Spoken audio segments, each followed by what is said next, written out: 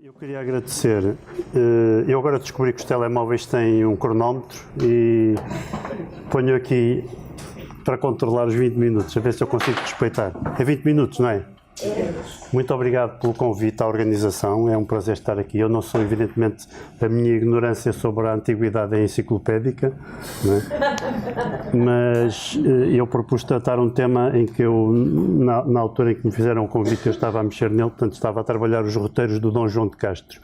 E o que eu vou falar um bocadinho é sobre o Dom João de Castro e os eventuais ecos da antiguidade nos vários escritos deste homem. E vou começar por apresentá-lo.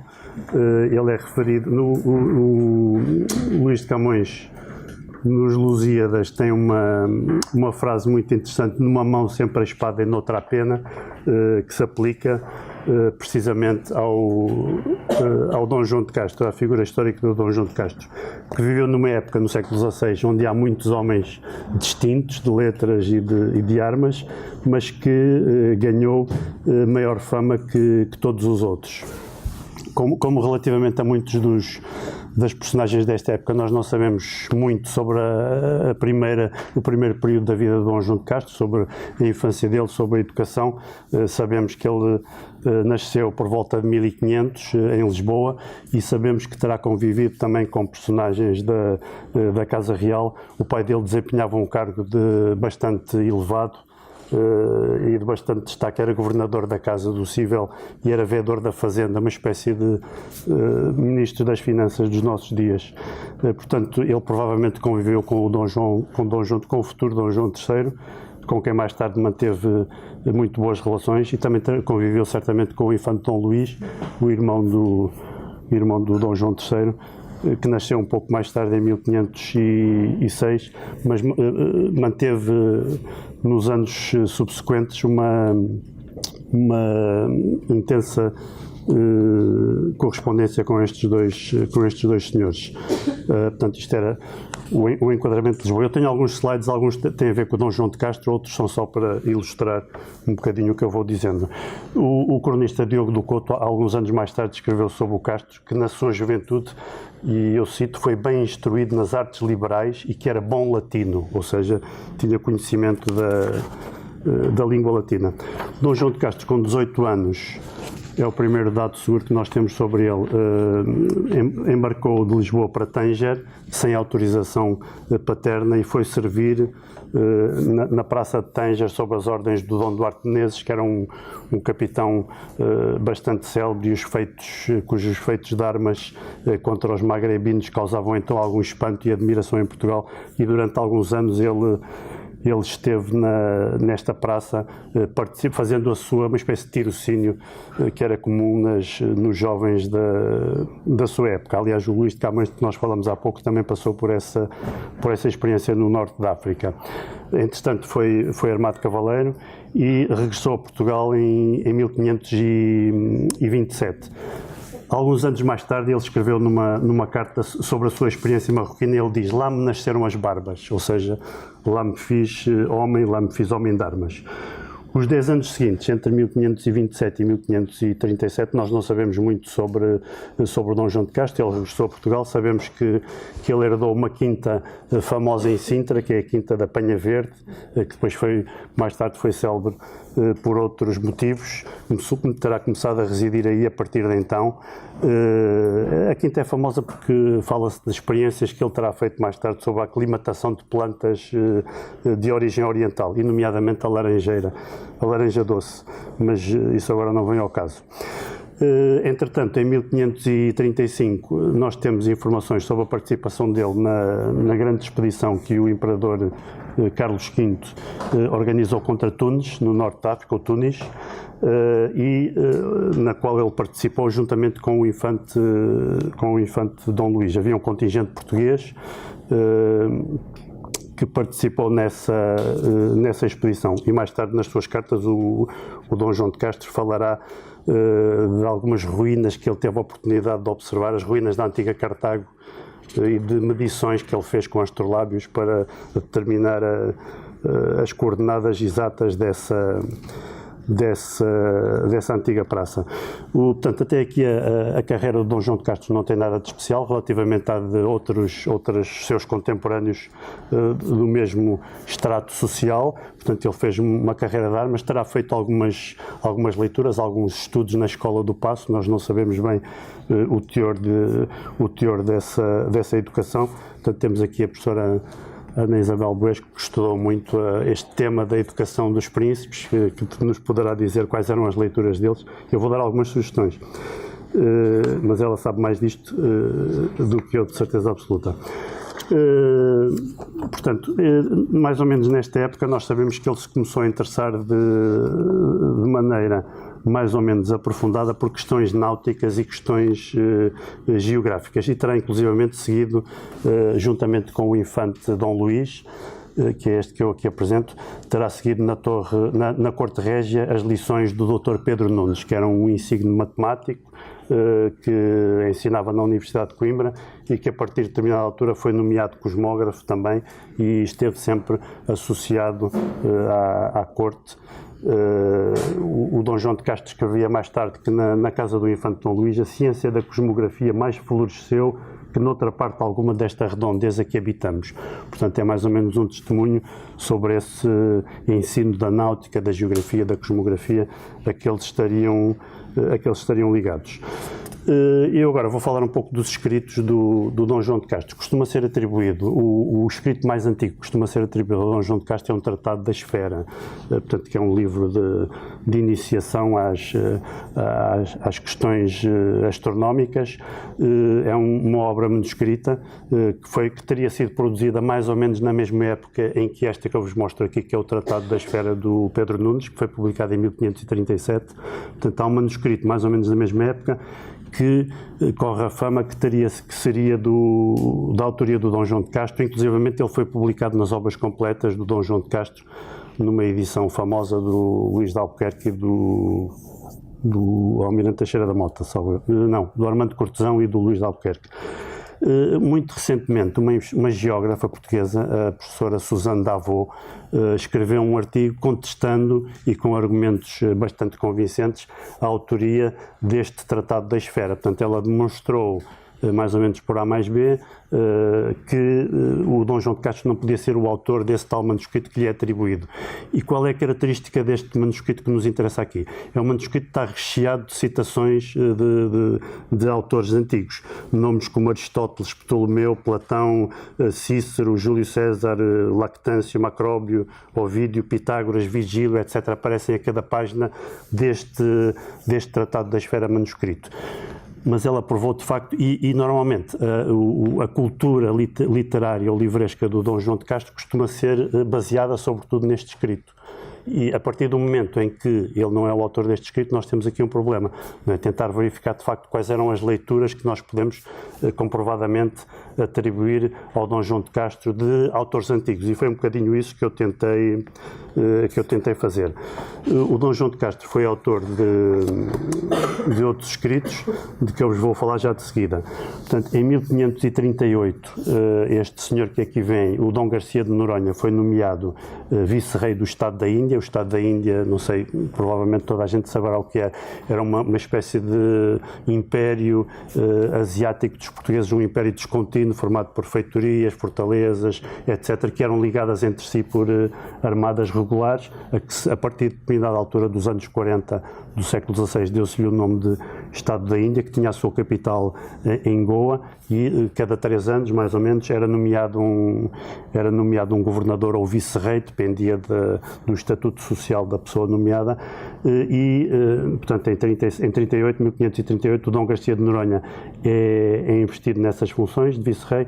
Ele parte para a Índia e uma das pessoas que o acompanham é o Dom João de Castro, que no comando de um navio, nós temos uma das representações das várias armadas, aparece este navio com o nome do respectivo capitão inscrito em cima. Estes navios aparecem nos chamados livros da Armada, Armadas ou Memórias das Armadas, que desenham todos os navios que anualmente partiam de Lisboa. Dom João de Castro era cunhado do novo vice-rei e por isso era habitual os vice-reis ou os governadores fazerem-se acompanhar por familiares, criados, pessoas da sua criação, etc., das quais se rodeavam e que iam para a Índia para obter honra e proveito também. Há inclusivamente cartas dirigidas a alguns vice-reis: olha, eu mando o meu filho à Índia, veja lá se ele vem rico de lá. Portanto, isto era explícito e não era considerado nem corrupção, nem nada disso, que nós hoje utilizaríamos logo esse tipo de termos. Portanto, o Dom João de Castro parte para a Índia com o seu cunhado e durante a viagem redige um minucioso relato sobre essa expedição, portanto, onde descreve dia a dia a direção dos ventos, as marés, a posição. Ele fazia medições com o astrolábio para determinar a latitude em que se encontravam, etc. Portanto, eu não tenho aqui a parte da viagem. Era uma viagem que demorava cerca de 6 meses, de Lisboa até à Índia, no navio, e normalmente o navio saía de Lisboa e praticamente não tocava terra outra vez até chegar à zona mais ou menos de Moçambique. Portanto, passavam-se vários meses no alto mar e ele entreteve-se durante a viagem a fazer esta espécie de diário de bordo, onde anotava os fenómenos atmosféricos, os animais, os animais marítimos com que se cruzavam, as tempestades, etc., alguns eventos da vida a bordo e, sobretudo, observações de natureza náutica e astronómica. Portanto, este é o chamado roteiro de Lisboa a Goa. É o primeiro dos escritos do Dom João de Castro. Temos aí uma linha cinzenta, portanto, que vem do Cabo da Boa Esperança e chega a Goa, o caminho mais ou menos seguido pelo Dom João de Castro. Ele chega a Goa em 1538 e logo no ano seguinte, ou ainda durante o mesmo ano, viaja para Dio. Portanto, vejam ali uma linhazinha verde que segue até o Gujarate, e durante essa viagem a Dio era uma praça, uma grande fortaleza portuguesa que estava cercada, ou que tinha sido cercada por uma confederação de turcos e de Gujarates, e foi enviada a partir de Goa uma expedição. Dom João de Castro fez um roteiro, mais uma vez, uma descrição minuciosa da viagem, com muitas informações sobre a viagem, sobre os acidentes costeiros que ele podia observar, sobre os fenómenos marítimos, etc., etc. Sobre alguns locais que ele visitou, nomeadamente a famosa ilha da Elefanta, que é nas proximidades da atual Mombaim, o segundo escrito dele. Um ano mais tarde, em finais de 1540, ele participou numa grande expedição que foi organizada ao Mar Vermelho, portanto não interessa agora aqui falar do contexto dessa expedição, e mais uma vez ele escreveu um roteiro do Mar Vermelho, portanto é a linha a vermelho, que segue mais ou menos, e ele viajou em navios portugueses até ao Suez, até à cidade, ao porto de Suez. Portanto, foi pela primeira vez uma armada, digamos assim, europeia, subiu todo aquele Mar Vermelho. O Dom João de Castro, mais uma vez, faz uma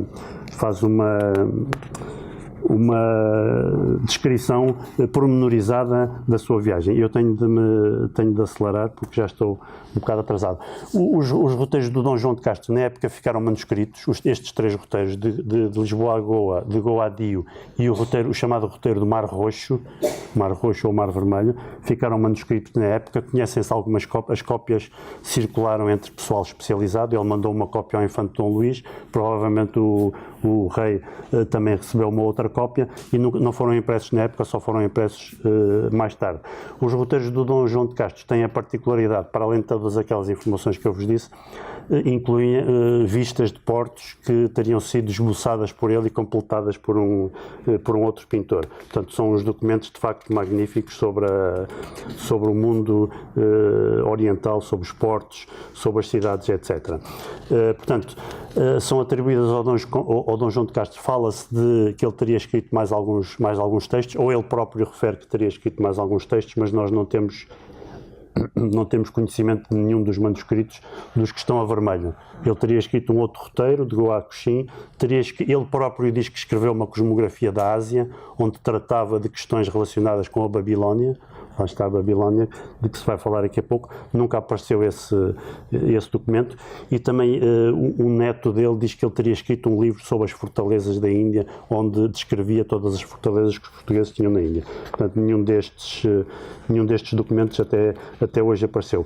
Nos vários roteiros, nos 3 roteiros que nós conhecemos, aparecem frequentemente algumas alusões a tópicos ou a autores ou a figuras da antiguidade. Eu transcrevi aqui a meia dúzia delas, que levam a crer que o Dom João de Castro teria de facto uma certa cultura clássica. Por exemplo, ele, quando não sabe responder a determinada questão, diz: fica a determinação disto a Apolo, e os editores da obra dele atribuíram esta expressão, seria originária num verso do Virgílio.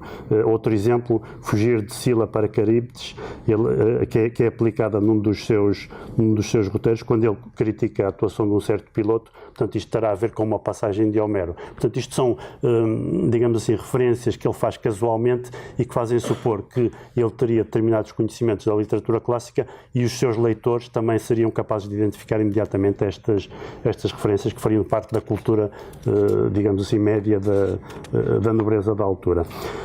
O que é que eu fiz a seguir? Fui ver, para além das referências explícitas, fui ver quais os autores e as obras, mas sobretudo quais os nomes da antiguidade que aparecem nos roteiros, nos 3 roteiros dele.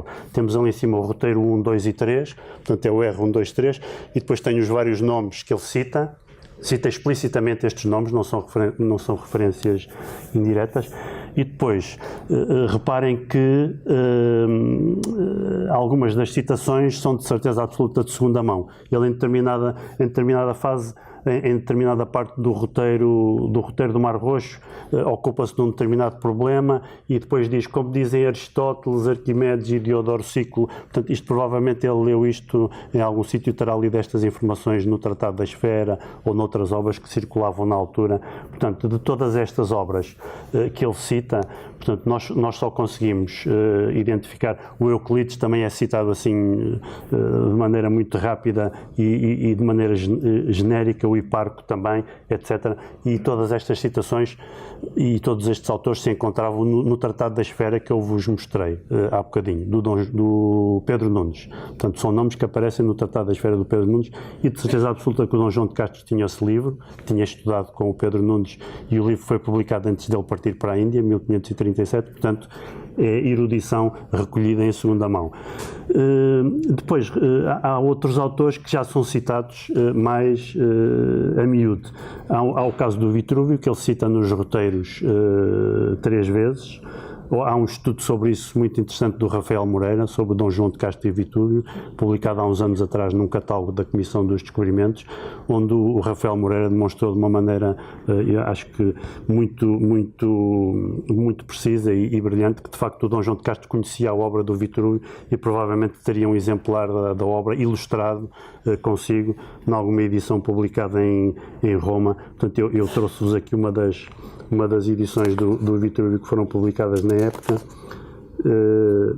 Esta, salvo erro, é de 1511, é uma edição latina ilustrada. Provavelmente o Dom João de Castro teria nas mãos um livro deste tipo. Outro autor que ele cita várias vezes e que provavelmente conheceria é vamos voltar atrás, que é o Pompónio Mela, um dos últimos da lista, que ele cita 6 vezes, mas cita de uma maneira que nos faz crer que tinha o livro à mão. Ou seja, ele cita palavras do Pompónio Mela, do famoso De Cito Orbis, não é, da cosmografia, e que provavelmente seriam dos livros que ele também teria. Portanto, o Pompónio Mela e o Vitrúvio eram 2 livros que faziam parte, de certeza absoluta, da biblioteca do Dom João de Castro, embora não sejam convocados muitas vezes para os seus roteiros, e eram obras que ele conhecia bem. Aliás, uma pessoa que ia viajar para o Oriente, de certeza que se preocuparia, uma pessoa culta, preocupar-se em recolher informações como nós hoje fazemos, vamos ver os sites, os guias turísticos, etc., o que é que é possível visitar. Agora, os dois autores que aparecem ao todo 77 vezes são, de facto, é o Plínio e é o Ptolomeu, que eram, digamos assim, livros de cabeceira do Dom João de Castro. o Plínio era conhecido. Aqui há uns anos atrás houve um colóquio sobre Plínio e a sua recepção em Portugal, portanto, onde o Henrique Leitão e o Luís Filipe Barreto escreveram 2 artigos onde provam que numerosos autores do século XVI, século XV, século XVI, conheciam muito bem a obra do Plínio, a História Natural, e que a citavam e que a usavam. Há inclusivamente um pequeno comentário que foi publicado, que é o que vos mostro aqui, pelo Martinho de Figueiredo, que é uma personagem assim meio estranha e muito pouco conhecida, um comentário à obra de Plínio que foi publicado em Lisboa antes da partida do Dom João de Castro. Ora bem, eu tenho aqui alguns a data do Martinho, 1529, portanto o comentário sobre a História Natural do Plínio. É um livrinho relativamente pequeno, foi estudado pela Ana Maria Tarrio, que é uma investigadora de temas clássicos. Eu já cheguei aos 20 minutos, não é? E já estou a acabar.